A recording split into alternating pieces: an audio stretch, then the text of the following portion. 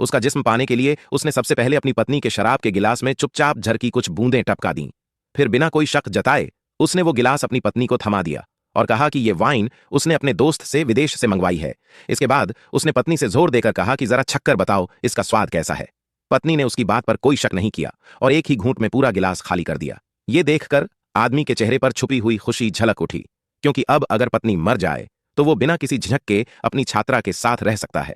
जैसा उसने सोचा था वैसा ही हुआ। पत्नी कुछ ही देर में यमराज के दर्शन को चली गई, और क्योंकि ये जहर की मौत एक हादसा थी, पर किसी भी अनहोनी से बचने के लिए उसने बाथरूम जाकर अपनी आंखों में आई ड्रॉप डाला ताकि आंसू आ जाएं और वो दुखी लगे। उसके चेहरे पर छाई नकली उदासी देखकर पत्नी के परिवार वाले उसे दिलासा देने लगे। कहने लगे कि तुम्हें पत्नी आत्मा से सब देख रही होगी तो वो भी नहीं चाहेगी कि तुम इतने दुखी रहो। लेकिन किसी को क्या पता था कि जैसे ही वो लोग घर से बाहर निकले वैसे ही आदमी बेताबी से भागकर छात्रा के घर पहुंच गया और उसके साथ मिलकर अपनी आजादी का जश्न मनाने लगा। मगर तभी पुलिस स्टेशन से अचानक